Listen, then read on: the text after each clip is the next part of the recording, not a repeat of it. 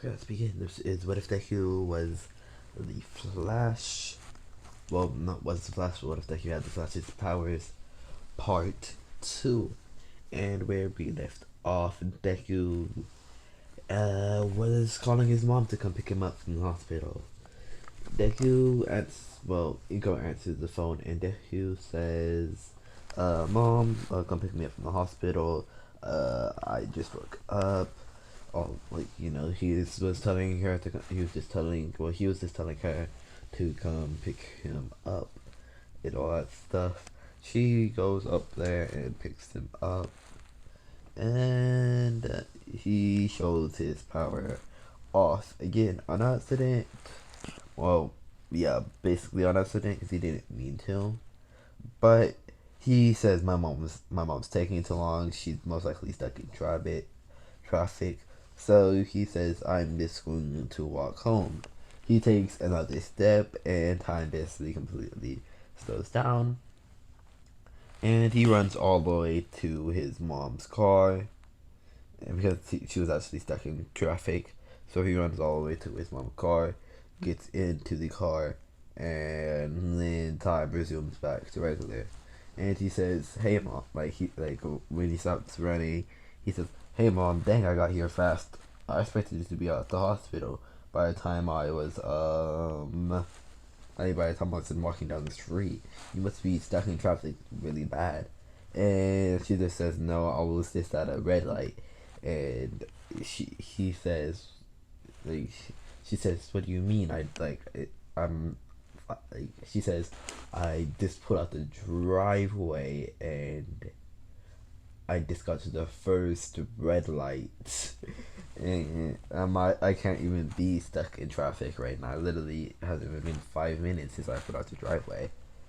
And he looks around and he says, "Oh, yeah, we are really close to home. I don't know how I got here so fast, but whatever, let's just turn around." And she says, "No, you just ran all the way from the hospital to, like, basically, let's say she lived 30 miles away from the hospital that he was at. And that was, like, the nearest hospital near her. So she's like, you just ran 30 miles and you're not even exhausted. This could be a like, we're taking you back to the quick doctor." And Izuku's kind of bored, and he says, "And what do you mean? I just got back from the quirk doctor. I don't want to go again." And she says, "Well, guess what? I said you're coming, so let's go." And she drives him up to the quirk doctor. They call Izuku's quirk stock stockpiling speed, because I'm not going to call it the Flash's power. The Flash's powers. I'm not going to call it Flash or nothing. I'm just going to call it stockpiling speed, basically. But Deku calls it the Flash. Even like he just calls his quirk the Flash, even though the actual doctor given name is stockpiling speed. Anyway, the doctor says he will learn how to use it, like control his quirk in time. But right now, what seems to be happening, even when he walks, it seems to affect everything around him, making time practically stop if he moves fast enough. Let's say this was the same quirk doctor that said that you didn't have a quirk to begin with, so it was one that stole Deku's quirk. And then the quirk doctor was kind of shocked when he scanned again, and he couldn't steal this quirk because Deku was already showing signs of having a quirk, so he couldn't steal it. And she says, "Well, your son," because he can't just say, "Oh, this was the wrong X-ray, so and so." He says, "Well, your son is a new Jin," and it seems like even though he still has the double jointed bone in his foot, it makes him he still has a quirk, which is unheard of. And the doctor says, "Well, can we run some tests?" And he says this in a kinda not purposely menace, but in a little bit menacing voice, saying, "Oh, can we run some tests on your son to see what like how does he still have a quirk even though he still has to join. Inko just says no and walks her 5-year-old son out to the hospital, well, quirk hospital, whatever you want to call it. And I'm actually going to time skip, let's say, to the Red side of the anime. And Deku has learned how to run, basically, let's say he completely, not completely, but he only stops time on accident every now and then. He learned how to run at a decent pace without stopping time now, and he learned how to make the electric go to his fist, charging up his fist enough to make it make a stronger impact, basically. And he learned something. I don't know if the Slash actually does this in the show, but he learns if he runs in place and he hits something while he's running fast enough to make time stop or slow down. If he hits the object a lot and then stops running, the object it'll take a second, but the object will fly back from the impact and take a lot of damage. Anyway, for the 10 months of training, let's say the such a villain incident still happens. I'm just scamming through this right now because I want to get to the point where he meets Dobby for the first time. So Dobby actually is going to be a hero in this. No, he's not even going to be a hero. He's still going to be a villain. Deku's going to be in a forbidden love with a villain. That seems more interesting. But Dobby's going to turn into a spy for UA.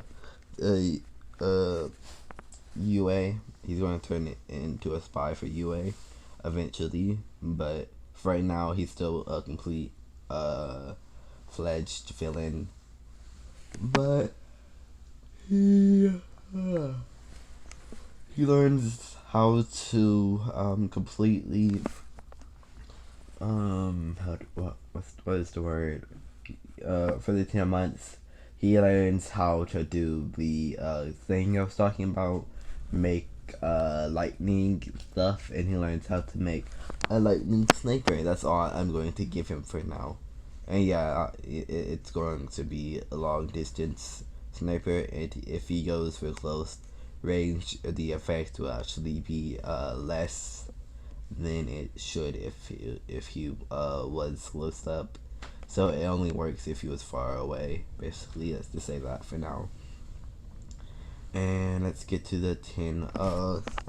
Let's get into the UA interest of them. And before that, Dobby actually snacks to Suzuku, and Toka takes some of Deku's blood and transforms to Deku. So Deku tells UA what happens automatically. So yeah. And so this he says somebody took his blood and transformed it to him, and he's seen a boy, and Dobby tells Toka to go into the portal, and for some reason Dobby sticks his head in and says, close the portal, I'm going to stay out for a little bit. And he talks to Izuku after talking for, let's say, 5 minutes. Izuku says, I gotta go. I'm going to be running late for my entrance into UA. And he says, oh, you're going to be a hero. And Dobby thanks and says, isn't my little brother Todoroki, Shoto, also, is going to be forced to become a hero? And isn't he around this kid's age too? Let's say Dobby's only a year older than Deku, so he would be in his second year if he went back to UA, and Izuku would be his first year. But that really doesn't matter. It's only a year gap, and it's not even a year. It's only let's say a 5-month gap. So, and the reason that it's a 5-month gap is because I don't want it to be like that long of a year gap. Like no special reason. I just don't want it to be that much of a year gap. So Deku goes and takes the written exam. Let's say he places one under Momo. I don't know what he placed in the anime, but he placed one under Momo, and when as soon as the doors open, they send out 1 pointers, 2 pointers, or 3 pointers, and Deku he jumps up in the air using electric, basically using a flash jump. I'm just gonna call it, to throw him like up in the air, higher than usual, and he pulls out his sniper and he starts taking shots as soon as the door opens. Let's say he got, so he destroyed, let's say he got 12 points while he was in the air. What's his name again? I forgot his name.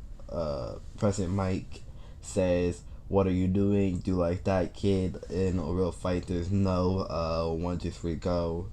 And he says, "Go, go, go, go," and all that stuff. And Azuki lands on the floor, runs in, and he starts punching robots basically with his bare hand, left and right, using a little bit of electric. 0 pointer comes out. I'm just going to skim through it, and then when it comes to all the W parts, I will get like back into it, because the W parts are going to be more important right now. I don't think I'm going too fast. I think I'm just going at a like more faster pace than I usually do. So Deku hears a scream. He runs completely up. Like when I say up, the 0 pointer's leg. He runs all the way up, making burn marks as he's running up from his feet. And he stops time like a little bit, and he hits the robot over and over and over again until it goes completely flat. Like to him it went completely flat, but to everybody else nothing happened. And then Deku jumps up in the air, and to everybody it just looks like Deku jumped up in the air, and the impact from his jump made that happen. But no, they're wrong. Deku punched the robot and then he jumped up. So yeah, the robot basically got smushed. So, and when it was about to fall on Uraraka, Deku jumped onto a building, ran down the building, and picked up Uraraka and moved throughout the way. And I'd say he actually got more hero points for this. It's the buildings and the flooring of the place that he was in didn't get damaged, basically, so nothing got damaged. And he still saved Uraraka. And then he runs and gives her to the nurse. And let's say Dobby was actually not waiting at the exit of UA, but was waiting around the corner for Deku. And they start talking again. Deku starts like walking not into the alleyway, but by the alleyway. Dobby snatches him up, and they start like talking again. That's basically how the interactions are gonna go. Dobby appears in front of Deku or beside Deku, snatches him up, goes back into a portal, and goes out into an alleyway. And they talk. They go to a cafe, and they just have some coffee and talk for a little bit. And basically, by the end of we might as well just call it a date. By the end of the date, Deku, let's say Dobby's old enough. Let's say UA is a college, so this actually makes sense. Deku kisses what's his name again? Dobby on the lips, and says, "You know, you're really funny and fun," and then he passes out. Dobby, so Dobby lives in an apartment or something, and Dobby takes Azuku back to his house, lays him on his bed, and goes, like, let's say it was late. Dobby pulls out Azuku's phone, guesses Azuku's password, and it was, let's say it was All Might, but no, let's say it was yeah, All Might but spelled out. Let's say it was All Might but spelled out into the numbers. And this is basically what was happening on the date, and that's how figured out his phone number. And I'm going to have to leave it off with Azuku waking up in Darby's bed, not knowing where he was at. And I will post a random. I'm not gonna say what it will be because I don't know how I feel like posting again, but I'll most likely post a random video. I hope this video was not better quality, but not as rushed as I think it was. Okay, this is Jedi Master signing out. Goodbye, Shadows.